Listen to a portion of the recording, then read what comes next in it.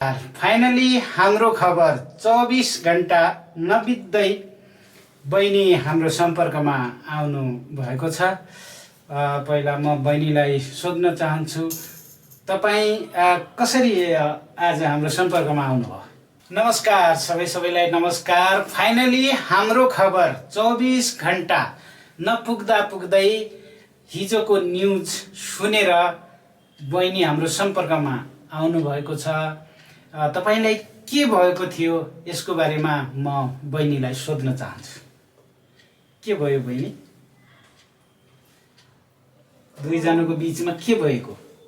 दुईजनाको बीचमा म मुम्बईमा थिएँ अनि त्यहाँदेखि मेसेन्जरदेखि हाम्रो कुरा भयो।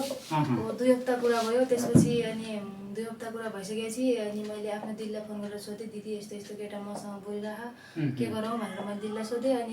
अनि दिदीले पनि त्यो केटासँग कुरा गर्यो। कुरा गर्दाखेरि उसले आफ्नो बारेमा त्यस्तो बिहे भएको कुरा बाहेक अरू सबै राम्रै कुरा गरेको थियो। तराईमा चौमालामा अत्तरियामा घर छ, मेरो बाबा पुलिस रिटायरमेन्ट हो, मेरो फ्यामिलीमा म अनि मेरो बहिनी, मेरो बाबा मम्मी ड्याडी मात्रै छन् भनेर भनेको थियो। अनि त्यसपछि मैले पनि कुरा अगाडि बढाएँ, त्योसँग जाने मतलब बिहे गर्दै कुरा गऱ्यो। अनि मैले नि हुन्छ भने अनि त्यसपछि 7 तारिकको चेन्नईदेखि बम्बई गएँ। अनि बम्बई गइसकेपछि 7 तारिकको हामी त्यही दिदीकै रुममा बसेँ। 2-3 दिन उतै बसेँ। अनि त्यसपछि दिदीले नि रुम चेन्ज गर्यो। रुम चेन्ज गरिसकेपछि त्यसको पनि पैसा सबै सिद्धिसकेको थियो, मेरो पनि सबै सिद्धिसकेको थियो। अनि त्यसपछि हामी 2-4 दिन रोडमा बसेँ। अनि रोडमा बसिसकेपछि दिदीले मलाई फोन गरेर दिदी भन्यो, त लेडिज मान्छे रोडमा यसरी नबस, राम्रो हुन्न, अर्का देश छ भन्ने कुरा गर्यो। अनि त्यसले पनि मलाई ठिक छ नि त, आफ्नो दिदीको रुममा गएर बस भन्ने कुरा गर्यो। अनि म 1 दिन दिदीको रुममा बसेँ। अनि त्यसपछि अर्को दिन चाहिँ हामीले बहिनीलाई मैले फोन गरेर भने यस्तो कामसाम छ भने बेङ्गलोरतिर खोजिराख। बेङ्गलोरमा तपाईँको बहिनी हुनुहुन्छ? हजुर, बहिनी। उहाँले बोलाउनु भएको?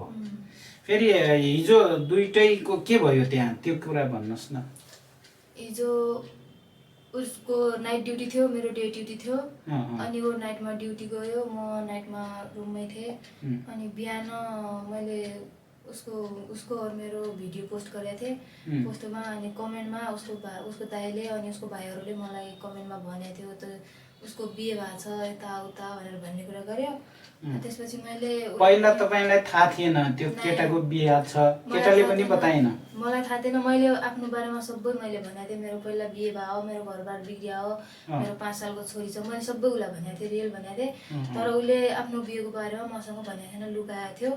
अनि त्यसपछि बेङ्गलोर आइसकेपछि मलाई थाहा भयो अनि त्यसको बिहे भएर रहेछ भन्ने कुरा। उसको दाइले मलाई कमेन्ट गर्यो। अनि मैले उसलाई भने तेरो बिहे भएर रहेछ, तैँले मलाई झुट बोलिस् यताउता भन्ने कुरा गरेँ। अनि उसले त मलाई मेरो बिहे भएको छ भन्ने कुरा तैँले थाहा पाइसकि, त्यसपछि अब त मलाई छोडेर जाने है भनेर कहिलेतिर पङ्खामा झुन्डिने, मर्ने, छतमा जाने, यताउता हात काट्ने हरकत गर्न लाग्यो।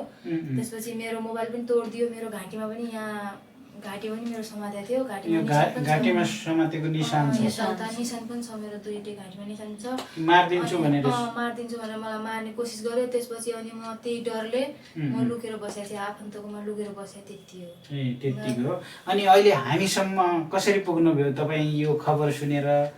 या मैले हिजोको तपाईँको त्यो हालेको न्युज देखेँ। अनि त्यसपछि त्यहाँ तपाईँको नम्बर देखेर अनि त्यो नम्बरमा कल गरेर ल एकदमै धन्यवाद छ तपाईँ सम्पर्कमा आउनुभयो। दर्शकबिन, हिजो उहाँको बुढाइ भनौँ, उहाँले हाम्रो यो च्यानलमा आएर यसरी मेरो परिवार कहाँ गयो, अत्तो पत्तो छैन, 17 तारिकदेखि गायब भयो भन्ने कुरा यसभन्दा अगाडिको न्युजमा थियो। तर स्पष्ट कुरा भने के रहेछ भनेपछि यिनको नयाँ बिहा भएको धेरै छैन। यसरी अनलाइनबाट सम्पर्कमा आएर दुईटैले बेङ्गलोरमा आएदेखि बहिनीले भने जस्तै त्यो भएको रहेछ। अनि अगाडि अब तपाईँ के गर्नुहुन्छ? दुईटै मिलेर बस्ने कि के छ त्यस्तो? यस्तो अब उसले आफ्नो आदतहरू सबै छोड्छ भने पहिला कुरा लिएर मलाई टर्चर गर्दैन, यताउता सबै आफ्नो आदतहरू छोड्छ। राम्रै गरेर खान्छु, राम्रै गर्छु, दुइटै मिलेर राम्रै गरौँ भन्छ भने ठिकै छ, म उसैसँग जान्छु। तर उसले कागजपत्र सब बनाएर साइन गर्नुपर्छ। छ नि, दुईटैको कुरा मिल्यो हैन? आजदेखि झगडा नगर्ने, आपसमा मिलेर बस्ने, एक दुसरामा शङ्का उपशङ्का नगर्नु होला। हजुर है त।